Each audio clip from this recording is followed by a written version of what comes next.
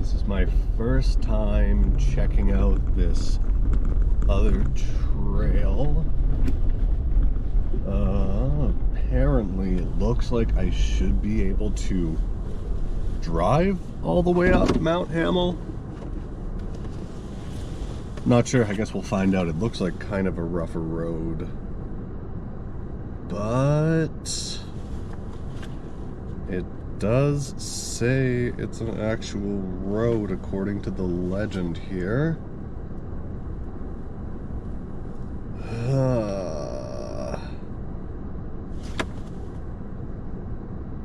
I guess we will find out. Alright, well, the road up kind of just dead ends.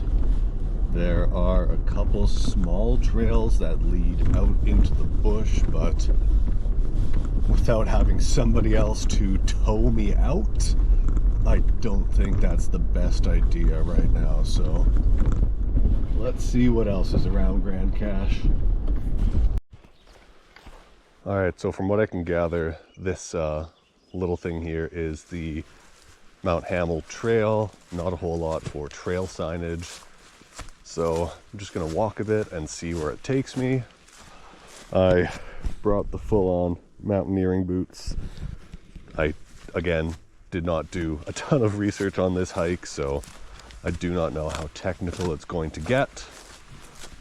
I do not really know what to expect. Hopefully I can get a summit out of it today. But if not, at least I've got a nice walk in nature. Heard a nice Swainson's thrush calling as soon as I exited the truck, so maybe I'll get lucky and spot one today. Alright, it is possible I may have taken another wrong turn, unless I'm supposed to go straight up that rock wall, which is not impossible, just not what I expected. Maybe I should have actually done my homework. But that makes it an adventure.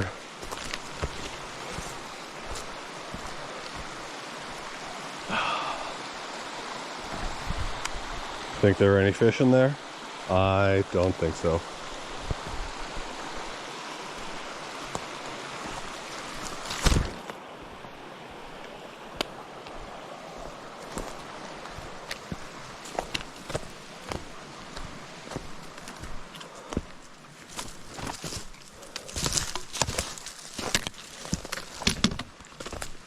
Yeah, maybe this is the way.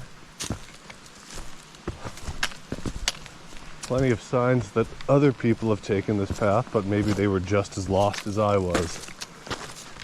Luckily, it's really early in the day, and I know my way back to the truck, so if anything happens, I can find my way back.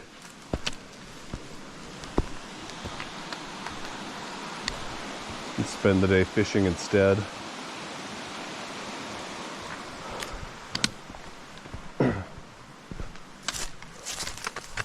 What's the fun of an adventure if you already know the outcome?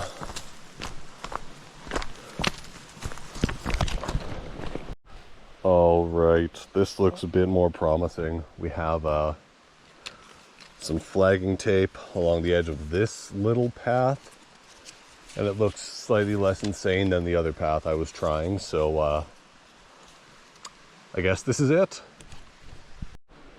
Side note, this type of rock is called a conglomerate rock. And the reason it has that name is because it is a whole bunch of different types of rock, all kind of smushed together and encased in one giant, odd-looking block. All right, hitting another decision moment. I see a small path to the left, this kind of reckless one right in front of me, and a frayed rope to the right. Oh, I am now noticing there are a couple bolt holes in the wall. I wonder if I was supposed to bring all my rock climbing gear for this one. Well, I'll see if it stays a scramble. If it gets too technical, I'll turn back, but yeah, I guess it's adventure time.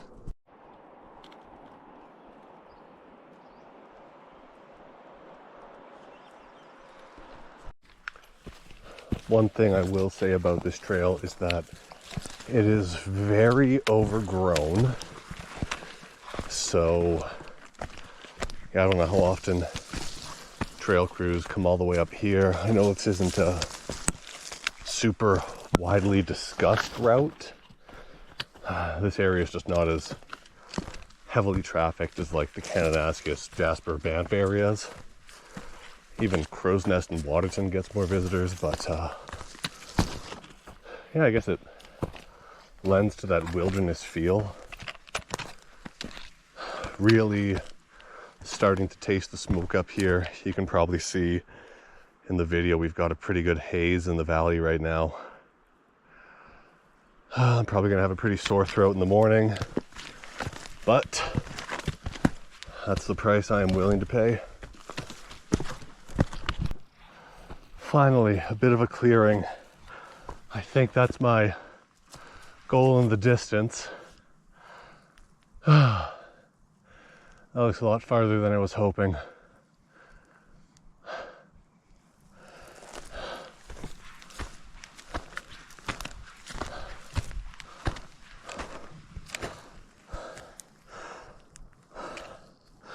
Looks like I'm about a third of the way up though.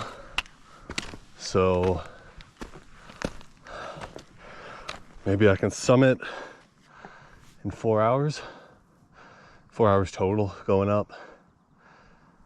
Maybe 2 and a bit going down. Whatever, mountain math never works. But the end is in sight. Just way in the distance. Looks like we've got a bit of a spring here. Also looks like we've got quite a drop off there.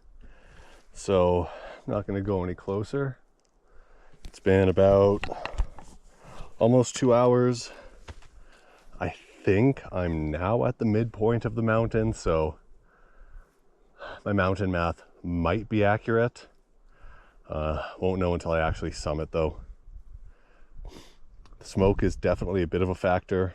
I'm drinking way more water than I normally do. I think I brought enough. Again, won't know until the hike is done. But yeah, it's always kind of weird to me when I have the entire trail system to myself. Nobody else was at the parking lot. I have not seen any or heard any other people. Nothing other than the drone of the highway below. I forgot to turn on the GoPro when a ptarmigan walked across the trail, but I got it on my phone, so we'll see if I can splice in that footage later. We're about to hit tree line. As I was crossing through this meadow, I saw this weird, fairly regularly shaped patch that looked very different from the rest. I'm wondering if it's an emergency helicopter landing pad or something. I know I said I have the trail to myself, but I doubt I'm the only person that uses it, so maybe this is a spot for rescue crews to land. I'm going to reach out to the province and see if they have any information. And this side is much more barren.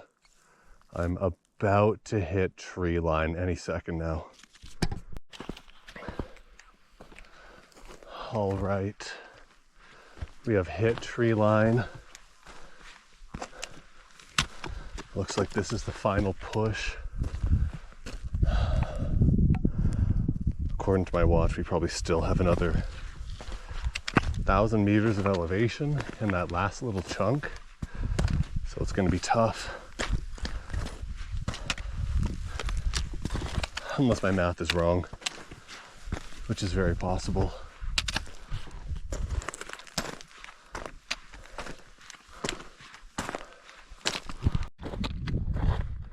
Here's where that route finding comes in handy. There, looks like there's kind of a faint trail going up and up. Once you hit the shale, it's kind of a free-for-all. But I am going to trust the democratic consensus and hope that this is the most straightforward way up.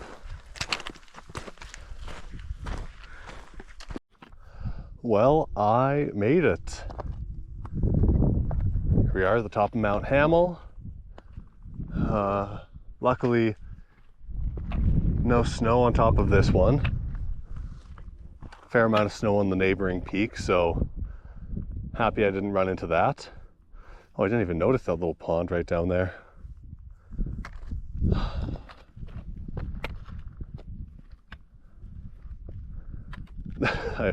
I wish the view was a little better, but happy wildfire season.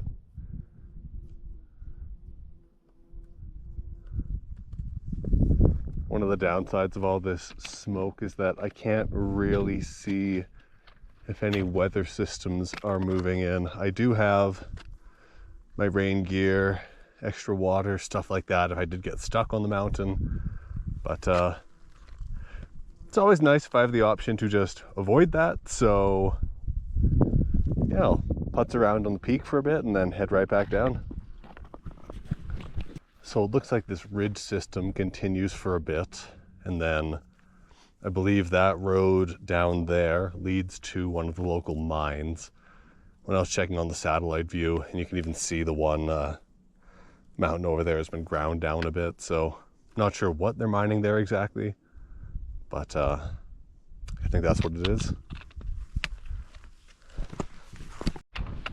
Well, made it up in under 3 hours. So I'm probably going to make it down in under 3 hours. So my 6-hour guess might have been a little too long, but that's okay. I've got some wiggle room if anything happens. Overall, I'd rate this a moderate difficulty hike. There are a couple sections where you're going to be on your hands and feet scrambling up the side of a couple walls. You do gain almost 3,000 feet or 1,000 meters of elevation from the parking lot to the summit, so you need to have decent fitness. A little bit of route finding ability. They do have these little orange squares marking the trail in a couple areas. In a couple areas they had that flagging tape, so as long as you're somewhat paying attention, you shouldn't get lost, but it's not as well marked as some of the more popular trails in the national parks, where you have signposts at every trailhead and every intersection and distances. But yeah, moderate difficulty. If you're in the area, you feel like testing yourself, I think Mount Hammell's a good choice.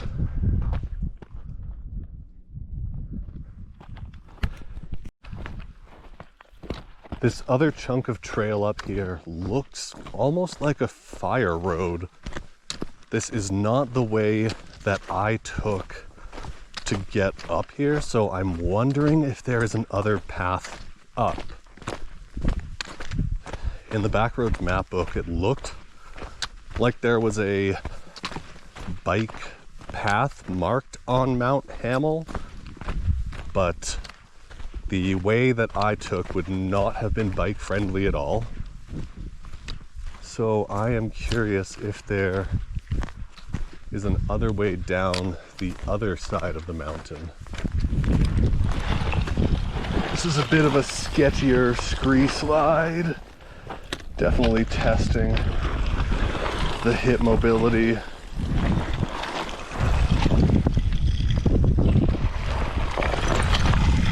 Very happy when I'm back in the forest.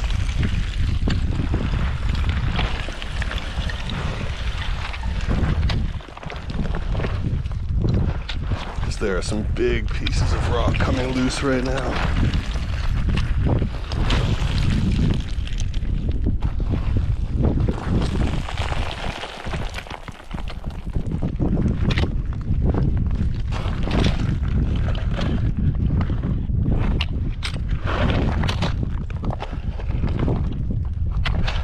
At least this place looks cool.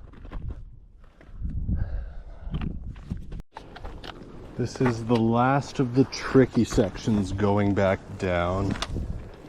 Had to butt slide a bit.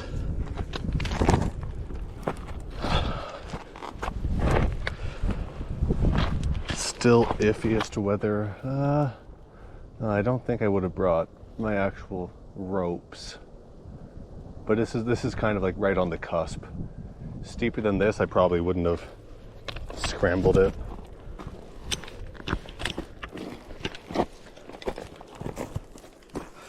But I'm about 2/3 down, taking plenty of breaks to make sure I don't make any reckless choices. I'm close enough to the vehicle that if shit really hit the fan, I don't think a rescue would be too difficult, but again, let's not test it. Okay, great. I fucked up, and the place I wanted to turn is somewhere up there.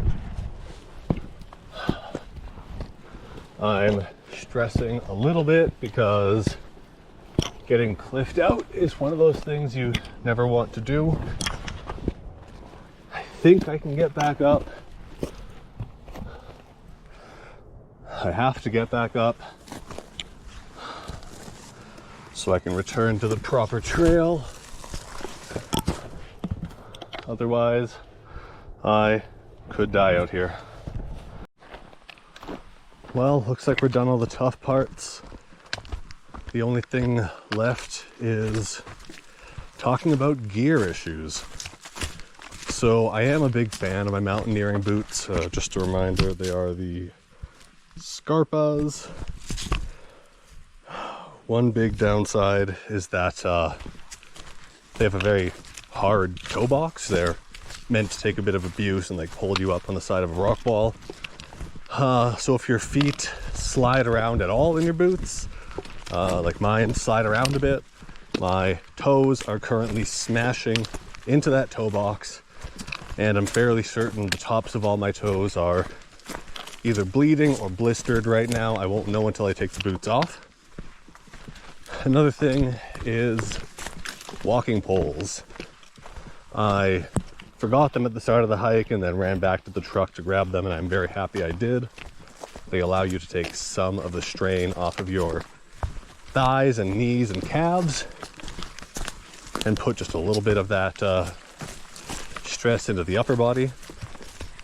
It also allows you to have 3 points of contact if you're moving in somewhat sketchier terrain, like if you're going through an area with a lot of odd-sized rocks.